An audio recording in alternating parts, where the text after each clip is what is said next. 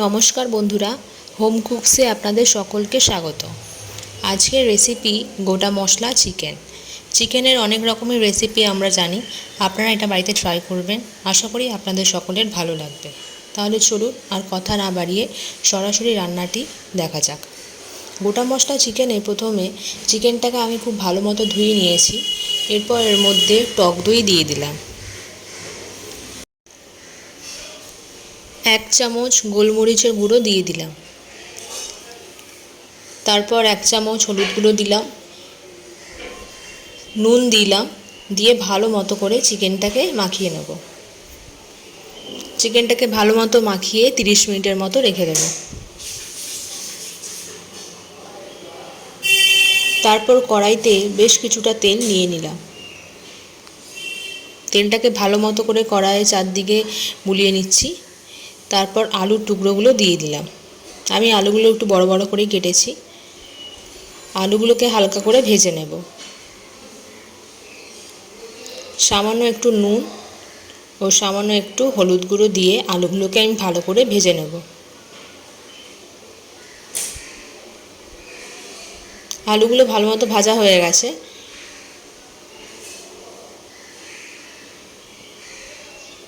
তারপর ওই তেলের মধ্যেই কুচনো পেঁয়াজ দিয়ে দিলাম। আমি 3টে মিডিয়াম সাইজের পেঁয়াজ নিয়েছি। পেঁয়াজটাকেও বেশ ভালো মতো করে ভেজে নিতে হবে।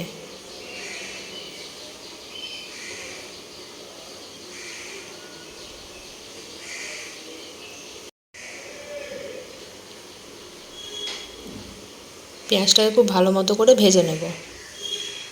পেঁয়াজটা দেখুন হালকা করে ভাজা হয়ে গেছে।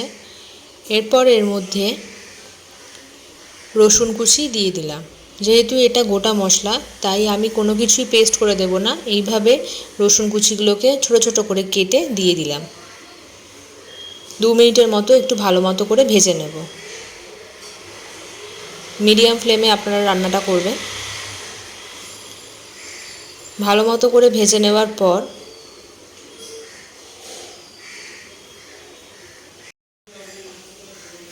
আদাটাকেও আমি এইভাবে কুচো করে কেটে নিয়েছি। এরপর আদা কুচিগুলো দিয়ে দিলাম, দিয়ে ভালো মতো করে ভেজে নেব আদা রসুনটাকে। এই রান্নাটা আপনারা একবার বাড়িতে ট্রাই করবেন, আশা করি আপনাদের সকলের ভালো লাগবে। এরপর কতগুলো চেরা কাঁচা লঙ্কা দিয়ে দিলাম। ঝালটা আপনারা আপনাদের আন্দাজ মতো দেবেন।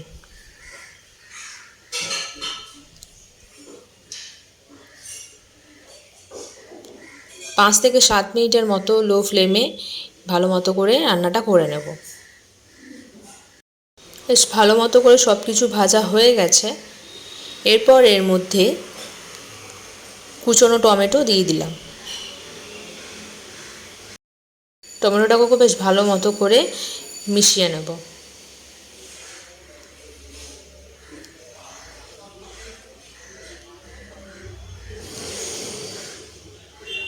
টমেটোটা বেশ নরম নরম যখন হয়ে যাবে, তখন ম্যারিনেট করে রাখা চিকেনের পিসগুলো দিয়ে দিলাম।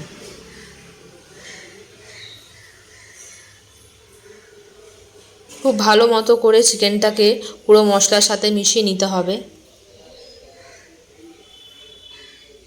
এই রান্নাটি খুব একটা বেশি সময় লাগে না এবং খুবই কম উপকরণেও হয়ে যায় এবং খেতেও ভীষণ সুস্বাদু। সবসময় একঘেয়েমি খাওয়া না খেয়ে এই রান্নাটা একবার করে দেখবেন। তারপর চাপা দিয়ে 5 থেকে 10 মিনিটের মতো রান্নাটা করে নেব। দেখুন মাংস থেকে জল বেরোতে শুরু করেছে এবং মাংসটাও খুব ভালো মতো করে কষানো হয়ে গেছে।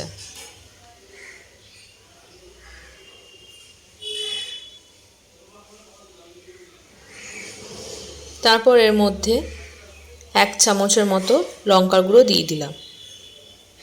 আবারও বলছি, ঝালটা আপনারা আপনাদের আন্দাজ মতো নেবেন।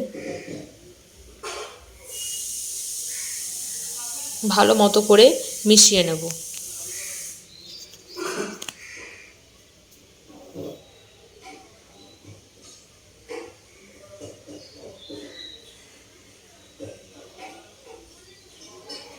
ভালো মতো করে মেশানো হয়ে গেছে। এরপর এর মধ্যে ভেজে রাখা আলুর টুকরোগুলো দিয়ে দিলাম।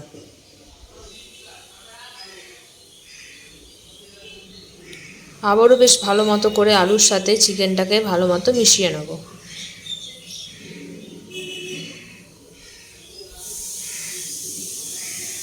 তারপর চাপা দিয়ে রান্নাটা করব 5 মিনিটের মতো।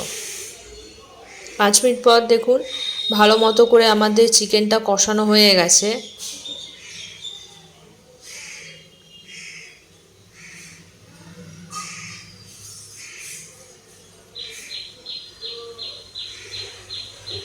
এরপর এর মধ্যে হালকা গরম জল দিয়ে দিলাম। রান্নাতে গরম জল ব্যবহার করলে রান্নার টেস্ট আরও বেশি সুন্দর হয়ে যায়।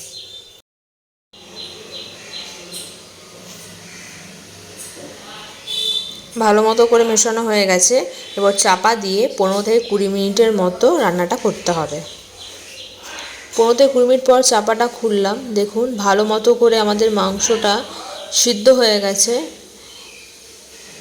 এরপর এর মধ্যে ধনেপাতা কুচি ছড়িয়ে দিলাম। ভালো মতো করে ধনেপাতাটাকে চিকেনের মধ্যে মিশিয়ে দেবো।